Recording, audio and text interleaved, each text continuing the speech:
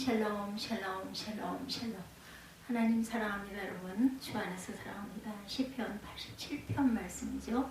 1절에서 7절. 그의 터전이 성산에 있으며, 그의 터전이 성산에 있으며 야훼께서 야곱의 모든 거처보다 시온의 문들을 사랑하시는도다.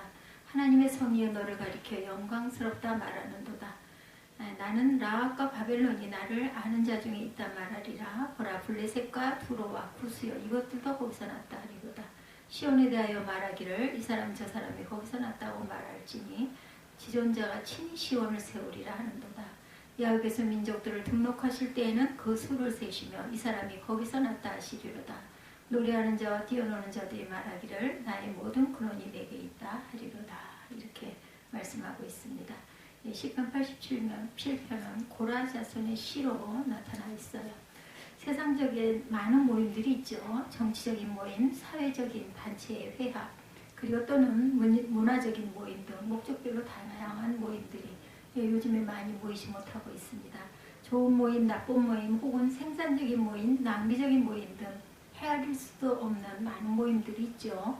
그 중에서 하나님의 눈에 가장 사랑스러운 모임, 어떤 모임일까요? 하나님의 관심이 가장 크게 미치는 곳은 또한 과연 어디일까요?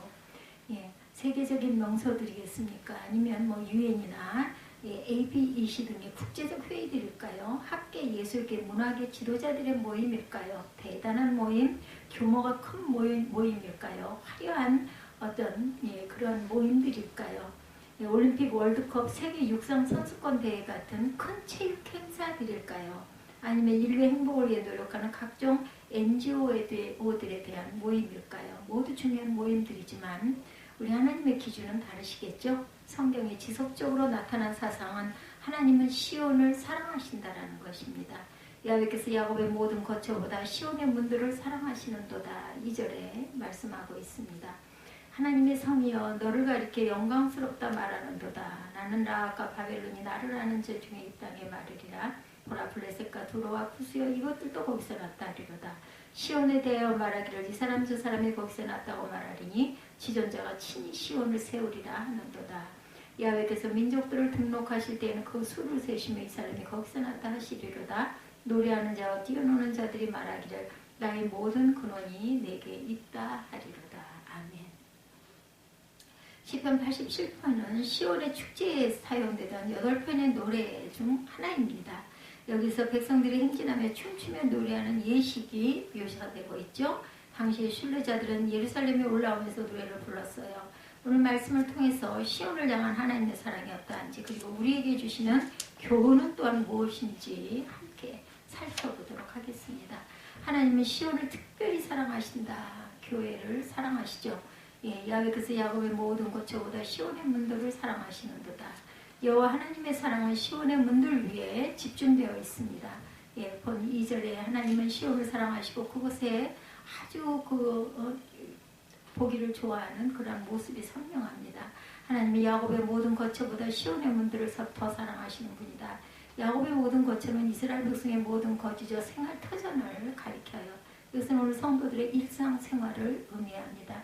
시온의 문들에서 문들은 당시 사회생활과 경제생활의 중심지였죠. 이 말은 도시를 뜻하는 제유법, 부분으로 전체를 가리키는 기법으로 사용되고 있어요. 시온의 문들은 하나님의 성전이 있는 예루살렘 성을 가리키고 이것은 신약적으로 말하면 성도의 예배 모임, 교회의 그 회중을 의미합니다. 야훼께서 야곱의 모든 거처보다 시온의 문들을 사랑하시는도다. 야훼 하나님은 이스라엘의 모든 땅을 사랑하시지만 그중 특별히 시온을 사랑하신다라는 말씀입니다. 이것은 또한 하나님께서 성도의 모든 삶을 사랑하시지만 그중 특별히 교회의 예배 모임을 사랑하신다라는 말씀입니다.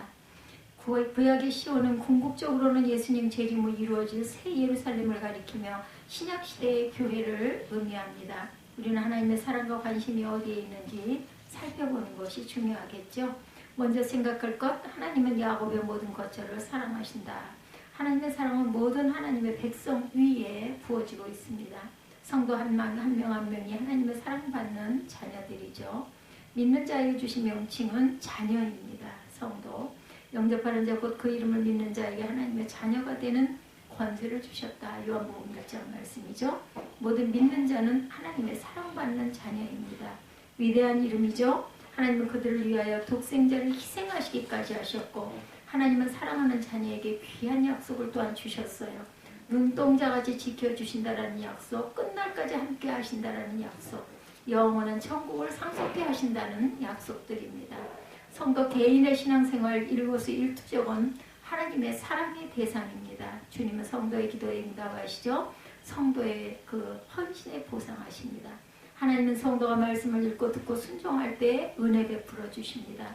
성도의 자녀가 감사를 기뻐 받으시고 성도의 가정에서 가족이 함께 모여 예비하며 하나님의 말씀을 상고하는 것을 보시며 흐뭇해 하십니다. 하나님은 야곱의 모든 거처를 사랑하시고 그러나 하나님은 야곱의 모든 거처보다 시온의 문들을 더 사랑하신다라고 오늘 말씀합니다. 여기서 우리는 본문의 강조점을 놓치지 마십시다. 주님은 시온의 문들을 무엇보다 사랑하시고 여기서 사랑한다라는 단어는 비교급입니다. 더 사랑한다. 이스라엘의 아름다운 도시들이 많지만 주님은 특별히 시온을 택하사 자신의 계시할 장소를 삼으셨다라는 의미.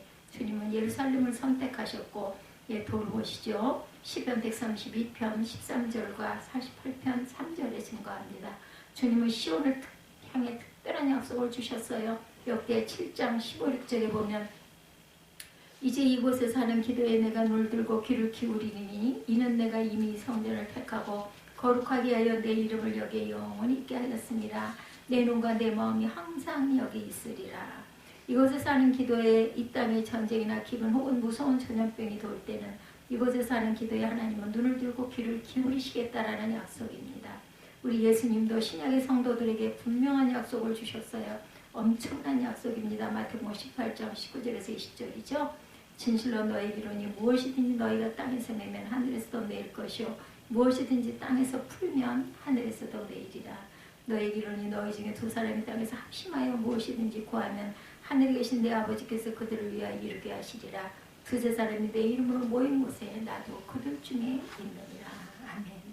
주님께서 교회 예배 모임을 특별히 사랑하시는 증거는 예배 가운데 자신을 나타내시는 거죠. Divine Manifestation입니다. 주님은 두세 사람이 예수 이름으로 모인 곳에 항상 함께 계시겠다라고 말씀합니다. 그리고 그들이 합심하여 무엇이든지 구하면 그대로 응답하시겠다. 구약의 성막과 성전을 보면 하나님의 그것을 신적 임재의 부름으로 덮으셨어요. 모세의 성막과 솔로몬의 성전은 하나님의 영광으로 항상 충만했습니다. 시인의 노래를 들어보면 63편 2절에 내가 주의 권능과 영광을 보기 위하여 이와 같이 성수에서 주를 바라보았나이다. 27편 4절에서 내가 야훼께 바라는 한 가지 일 그것을 포하리니 곧 내가 내 평생에 야훼 집에 살면서 여호와의 아름다움을 바라보며 그의 성전에서 사모하는 그것이라. 84편 1절에 만군의 야훼여 주의 정막이 어찌 그리 사랑스러운지요. 밤모섬에 유배되어 있던 요한은 7 금축대 사이에 다니시는 예수님을 보고 놀라운 영광의 비단에 엎드려져 죽은 자같이 되었다고 그러죠. 계시록 1장 12절에 몸을 돌이켜 나에게 말하는 음성을 알아보려고 돌이킬 때 7 촛대를 보았는데 촛대 사이 인자 같은 이가 발에 끌리는 옷을 입고 가슴에 금띠를 띠고 그의 머리와 털이 희기가 흰 양털 같고 눈 같으며 그의 눈은 불꽃 같고 그의 발은 풀무불에 단련한 빛난 주석 같고 그의 음성은 맑은 물소리 같았다. 그의 오른손에 7뼈리 있고 그 입에서 좌우에 날성검이 나오고 그 얼굴은 해가 힘있게 비치는 것 같더라. 이렇게 증거합니다.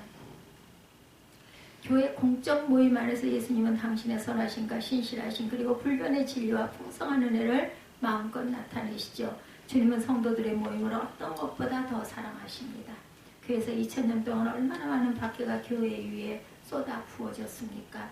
주님은 수많은 박해 속에서도 자신의 몸된 교회를 지켜오셨고 모든 핍박과 박해는 공적인 모임 위에 가해졌지만 개인의 조용히 마음속에 믿음을 갖는다고 해서 핍박받지 않습니다. 지옥의 권세는 성도들의 공개적인 모임 위에 공격의 화살을 쏘아 보내죠. 과연 마귀는 연약한 초대교회를 향해 무서운 박해의 불화살을 쏘았습니다. 그러나 주님은 끝까지 교회를 사랑하셨고 그 모든 어려움을 능히 견디게 하시죠.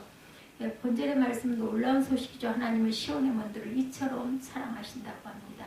우리 주님은 회중의 기도와 찬양을 기뻐다 받으시고 응답하시고 세상의 어떤 모임보다 자기 백성들의 모임을 사랑하시고 우리 모두 이 주님을 더욱 믿고 사랑하시기를 바랍니다. 2절 3절에 시온은 영광스러운 하나님의 성이로다.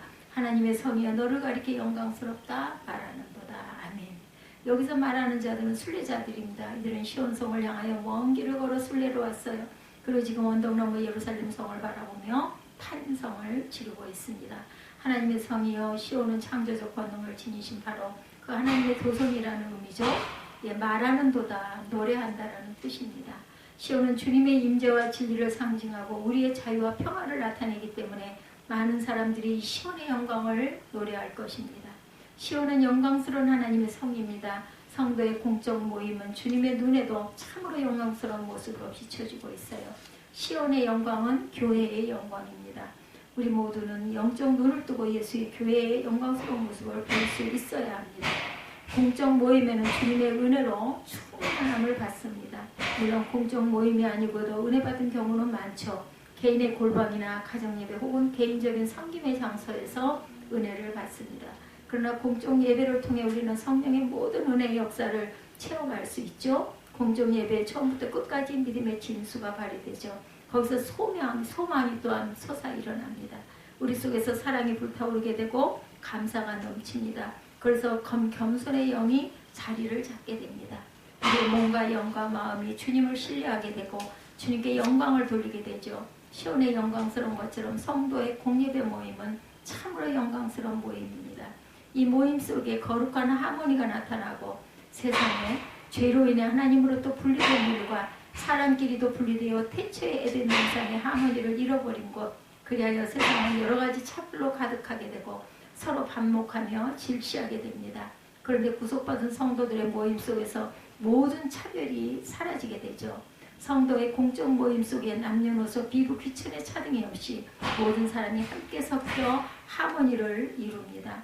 교회 공예배 모든 사람이 함께 모여 말씀을 듣고 기도하며 서로 사랑하는 모임, 너를 밝게 영광스럽다 말하는도다. 교회는 또한 진리의 보고입니다. 이 집은 살아계신 하나님의 교회예요. 진리의 기둥의 터니라. 교회는 진리의 기둥터입니다. 교회는 세상에서 진리를 발견할 수 있는 유일한 곳이고 교회는 진리를 드러내고 진리를 수요하는 곳입니다. 교회 성도들은 이를 위해 예수 그리스도와 함께 생사를 같이 하기로 결심한 사람들이죠. 예, 주님의 제자들의 모임은 천국의 모습을 연상케 합니다. 교회는 모든 계층 모든 지역의 사람들이 오직 한 가지 목적, 즉 하나님과 어린 양 예수 그리스도를 경배하기 위하여 모이는 곳입니다. 이런 성도들의 모임은 영광스럽고 영광스러운 모임입니다. 영국에서 있었던 실화입니다.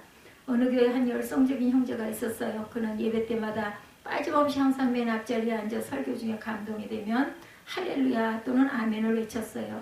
이 형제가 소리칠 때마다 어려움을 느낀 목사님은 그에게 속으로만 아멘을 하려고 했지만 형제는 끄덕거리고 또 막상 예배가 시작되면 또 손을 높이 들고 외치기 시작합니다. 목사님의 형제를 맨 뒷좌석에 앉도록 했지만 여전히 할렐루야 소리가 온 교회당에 가득했어요. 고민하던 목사님은 한 번만 조용히 하면 구두를 사주겠다 약속을 해요. 이 형제는 몹시 가난하여 구두 살 돈이 없었습니다. 그 다음 주일 목사님은 안심하고 예배를 인도합니다. 설교를 통해 주님의 은혜와 사랑을 전하기 시작합니다. 예, 그 순간 교회당 전체에 우렁찬 목소리가 울려 퍼집니다. 할렐루야 할렐루야 구두가 문제야 나 구두 필요 없어 할렐루야. 주님의 은혜가 우리에게 와 닿는다면 구두가 문제이겠습니까? 돈이든 명예든 권세든 무엇이 문제가 되겠습니까? 살든지 죽든지 우리 몸 안에 주님만이 존귀케 되는 것, 오직 그것만이 중요한 문제인 것이죠. 여러분은 예배 가운데 주님의 영광을 목도하고 계십니까? 영광스러운 모임에 오늘 저와 여러분이 함께합니다. 이곳에 은혜가 쏟아지는 현장이 되도록 가슴 벅찬 감동의 자리가 잡도록 우리의 영광스러운 교회를 위해 우리의 사랑을 더욱 쏟아 부으십시다. 세 번째, 시온은 구속받은 자 모두의 어머니로다. 7절이죠. 노래하는 자와 뛰노는 자들이 말하기를 나의 모든 근원이 내게 있다 하리로다.